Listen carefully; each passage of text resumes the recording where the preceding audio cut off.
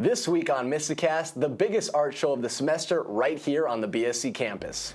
We also take a look at the very first Bismarck Comic Con. And the final challenge video of the semester is here, but will the participants survive the experience? This is MystiCast.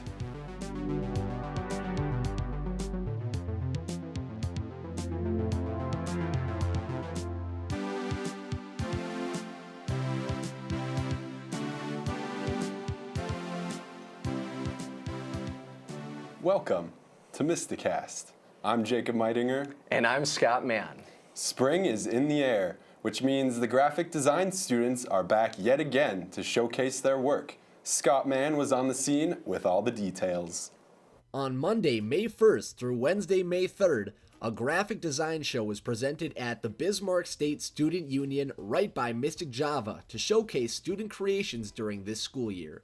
There were hundreds of different pieces of art, and all of it was extremely impressive. From original movie posters created by students to photography and portraits. To my personal favorite in the show, pictures of food.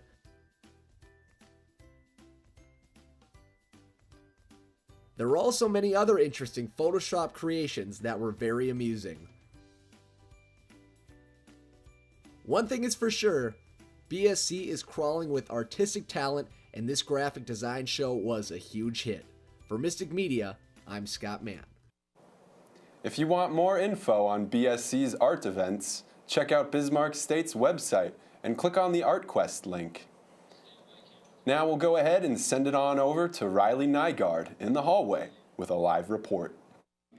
Thanks, Jacob. On April 19th, Bismarck State College held an award ceremony for the high-achieving students here at the college. Here's Tom with more on the story. On Wednesday, April 19th, was the BSC Awards, held in the Babbitt Stateroom, 4th floor in the Energy Building. Gary Kunsten was our host for the evening, and we also heard from President Scovin. The first awards of the evening given was the Phi Beta Kappa Awards. Next award given was the Student Government Awards. The Who's Who Students Award was given out next. The Outstanding Students Award was given.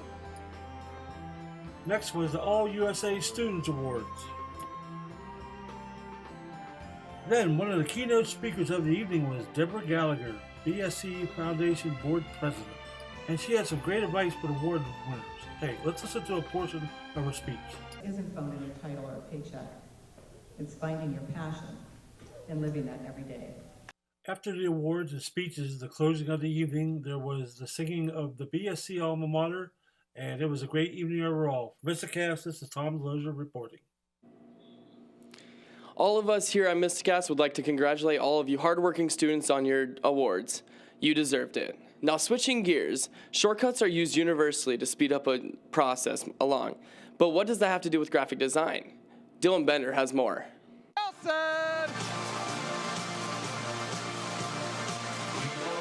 On April 24th at the National Energy Center of Excellence, student, faculty, and community members gathered to watch graphic designers put their skills to the test. Joanne Early shared what she enjoyed most about the event. Seeing how they would take the images that they got to work with and the different perspective they used to make their final project, it was amazing. No, that's not a shortcut. That is a drop down. That is not a shortcut. Fear to lose. Can you do that in your Yoda voice? Good voice. I do not have a Yoda voice. Graphic design students and instructors tested their skills in time challenges in which they were only given a certain amount of time before forfeiting control of the computer. Trey Parisian had this to say. I'd say the ending. The ending was pretty cool. The way he combined a bunch of different pictures into one. Yeah, it was pretty cool. I'm Dylan Bender, reporting for MystiCast. If you'd like to know more about shortcuts, just visit the graphic design department here at Bismarck State College. Back to you guys.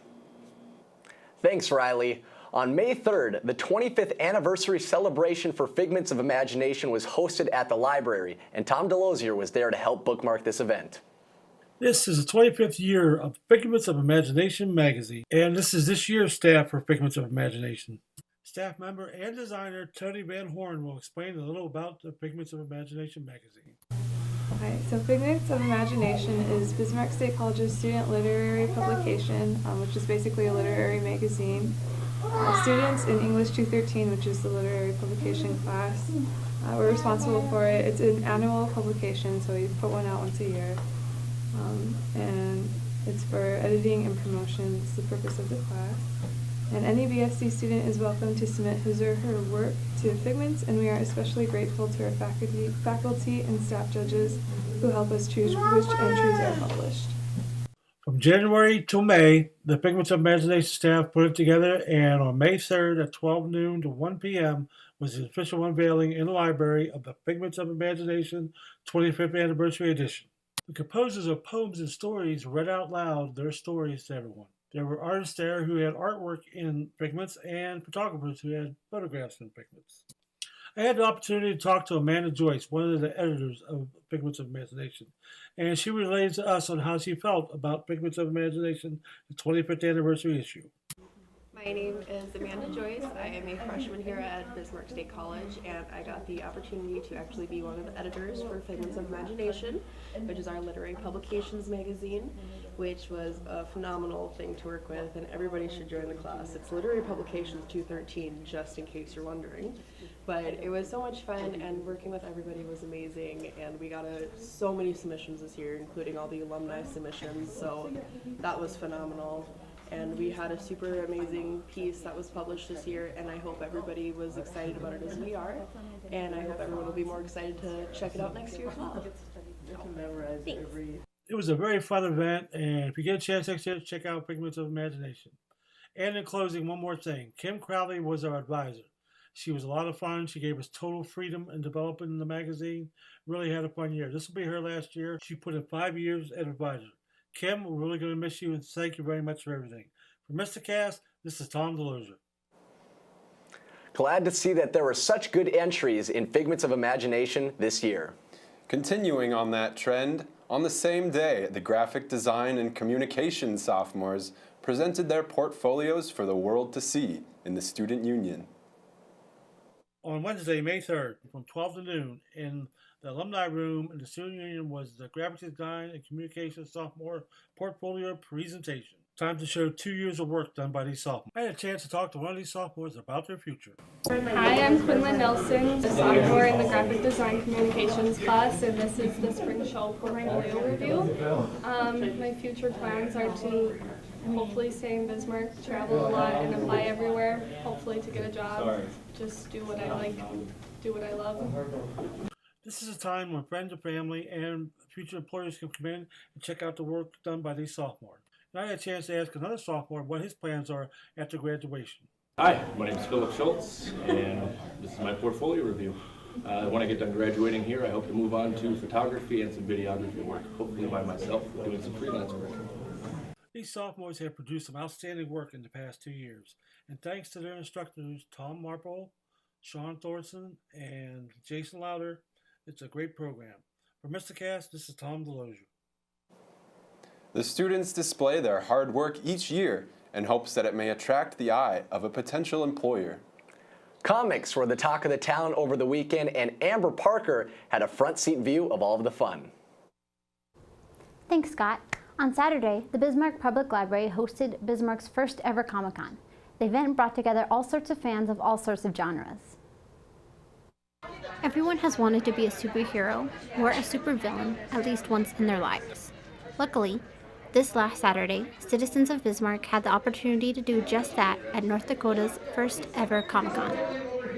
The Comic-Con took place at Bismarck Veterans Memorial Public Library from 1 to 4 and was full of interesting exhibits and fun activities. Comic-Con was organized by the lead teen coordinator Tracy at the Bismarck Veterans Memorial Public Library.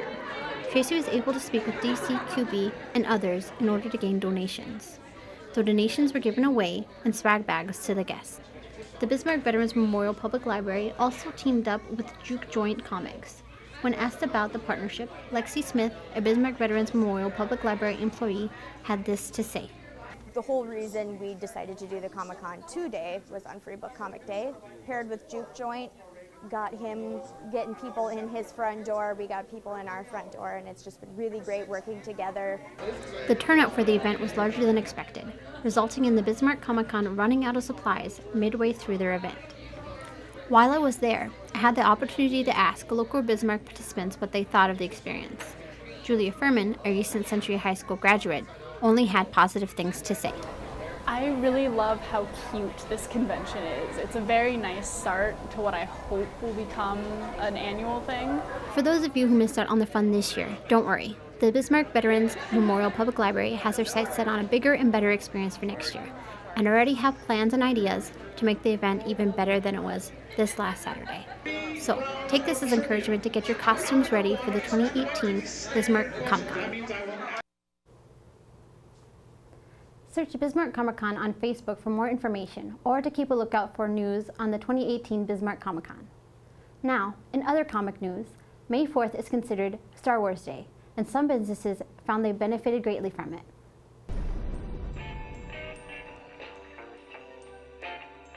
Great shot, kid. That was 1 in a million. Remember, the Force will be with you, always. Kind of aftermath of Star Wars Day, what you guys kind of saw, like the trends, is it getting bigger every year? Yeah, this year I'd say Star Wars Day was a pretty good success. I mean, we moved a good handful of our anniversary figures, cleared out a lot of our vintage figures, and if anything, it just brings people in that we generally don't get to see on a normal basis. For the most part, a lot of people this year were here for the comics and for the new toys. For yourself, like what kind of got you into Star Wars originally? Myself, I'm an 80s kid. I was born in 1980, so it pretty much was a religion growing up. But, Return of the Jedi was the first movie I saw in movie theaters.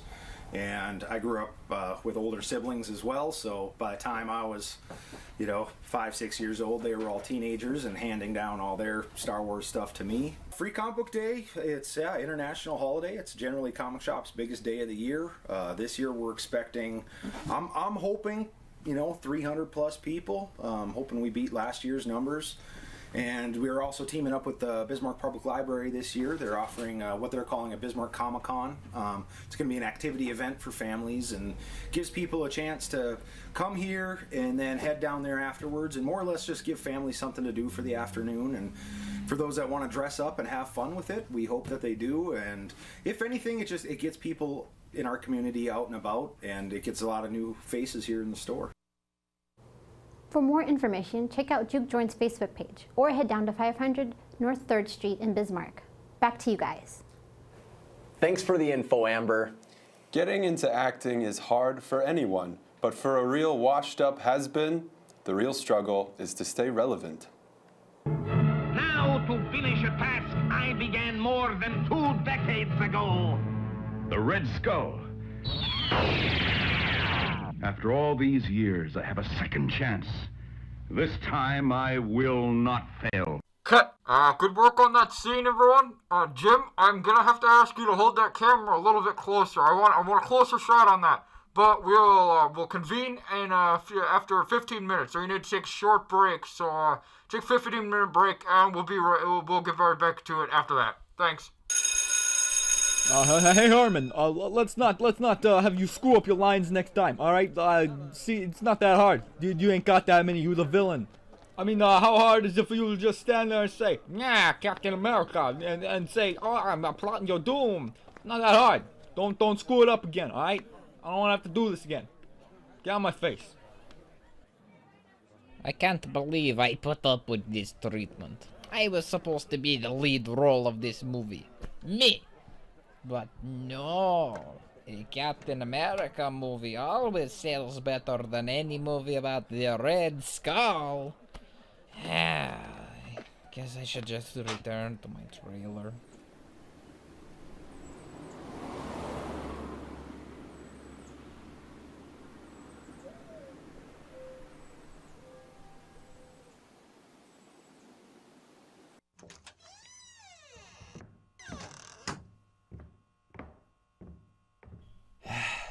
Finally, I can take a quick break and we'll get right back to shooting in a little bit. But for now, maybe some music to help me calm my frazzled nerves.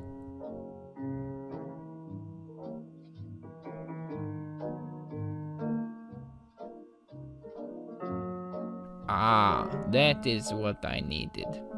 You know, I was not always B-list actor in Captain America movie. I once was a painter. I strove to be the best painter the world had ever seen. I started out with one brush and 4 colors. I thought I was pretty good at it too. But you know, it's funny how art changes over time.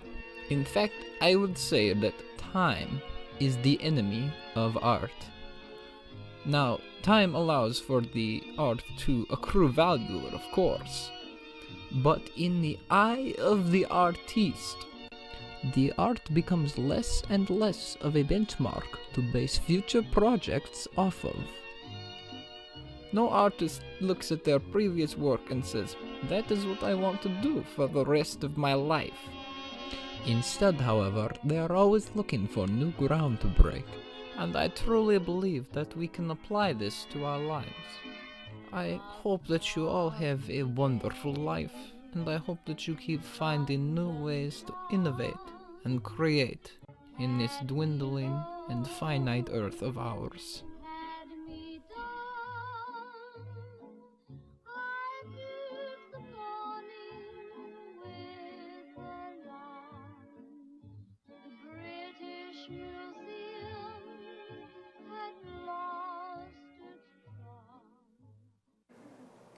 What a great warning against the lures of Hollywood, eh, Jacob? Indubitably. Well, the music man himself, Cole Romine, decided on finals week to see what everyone's top summer tracks were. So, on finals week, I decided to go out and ask everyone what their favorite summer song and why. And this is what people had to say. Okay, my favorite song, as of right now, my favorite song would have to be Sia, The Greatest. It's a fun song to dance to. It's very interesting, and I just like the way it sounds, and I have a good time with it and just go crazy whenever I listen to it. My favorite summer song is Drinking Bone by Tracy Bird. Why? It's my favorite song because I like to drink beer during the summer on the lake.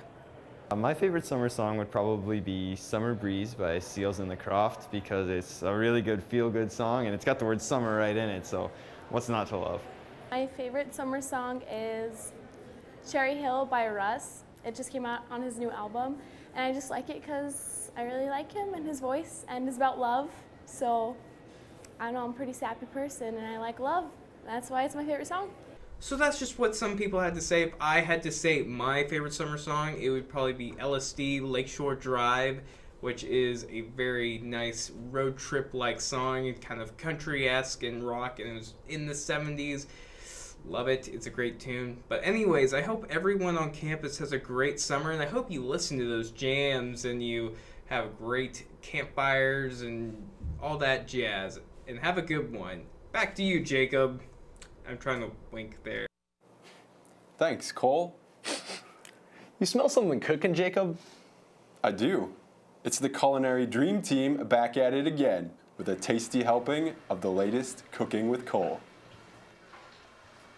Cole's back, and he's stronger than ever in this episode of Cooking with Cole. Starring This onion, the Serrano brothers, with her own stunt work, a tomato. the duo you all know and love, the Avocado Twins. Disco Lime. Nice moves, Lime. Sweet Baby Ray's BBQ. Supporting roles from seasonings and spices.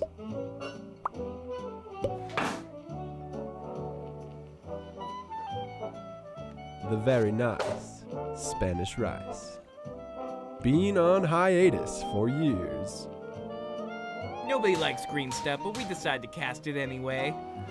The brave souls willing to sacrifice their lives for the greater good. Nice chop. Bless their souls. Choose your weapon.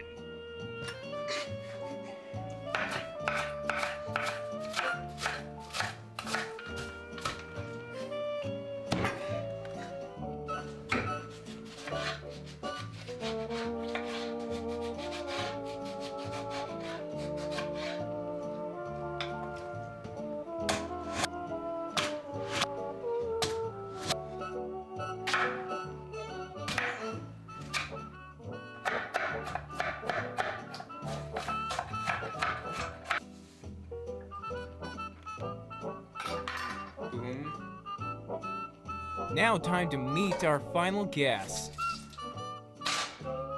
It's high noon.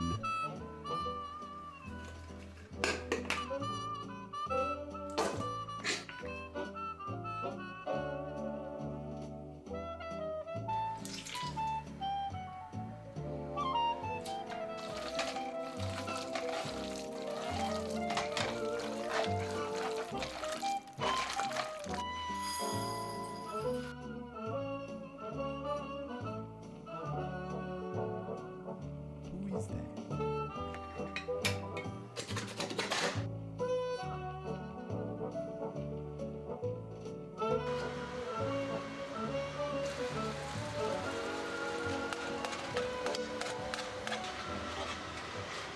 I know how to mix a mean bean.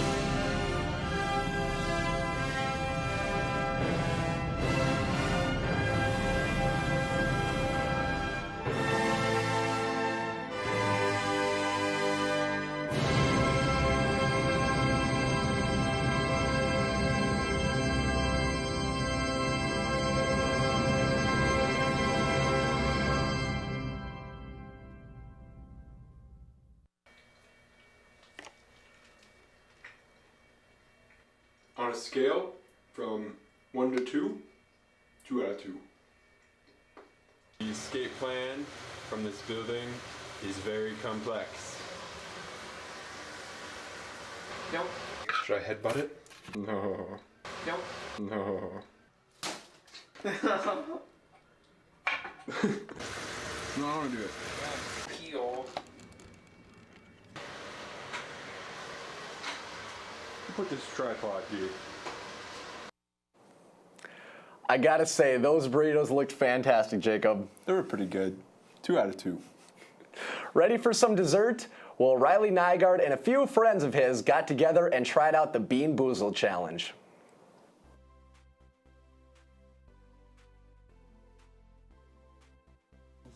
Okay, so we're gonna do moldy cheese or caramel corn. No, I think cheese moldy anyway. Oh. I'm probably gonna get moldy cheese. Really hoping for the former. How much total fat? I hate my life!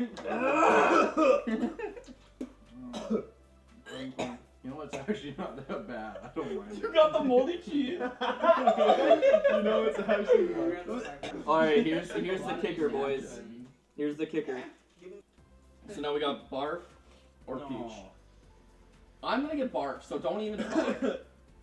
Okay, see, I was gonna give you this one, but I'm gonna give you this one. I got a toothpaste ready. If that's barf, I'm gonna laugh. Cheers to peach. Peach, baby! I got peach! I got peach! The one trying to do one barf! Ready? Oh my god, do it. Do it.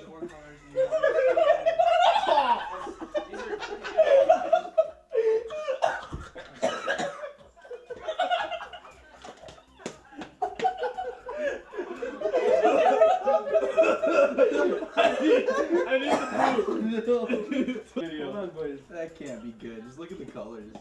Alright, go. Wow. It's like dog food and shit.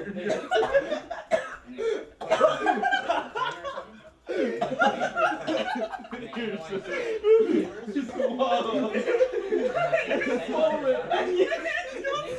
smells so bad.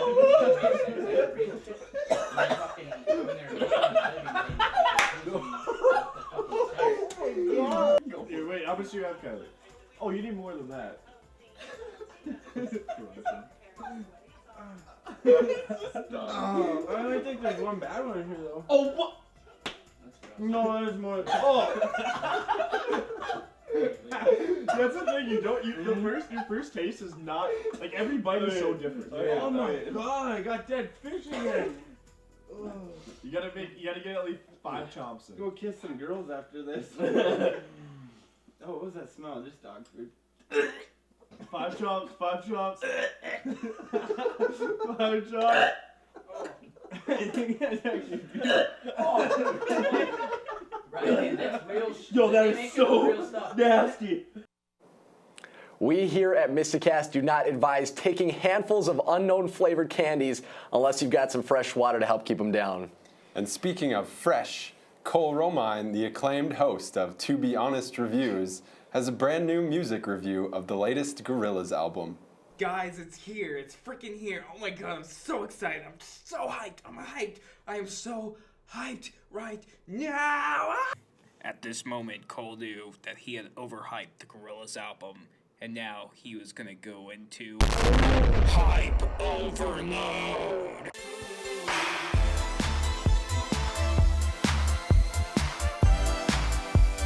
Take it in your heart now, lover.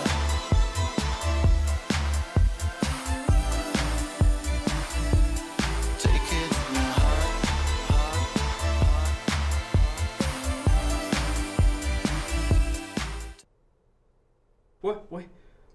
What just happened? Oh, I'm back. Okay, we're okay. We're okay. The hype got to me, guys. The hype got to me. Gorillaz, Humans. Sorry, I'm just gonna take this off. It's a little hot in here. Take me a second. There we go. Way better. So what? It's been like 7 or 6 years since the last album release of the Gorillaz, and we finally get this project.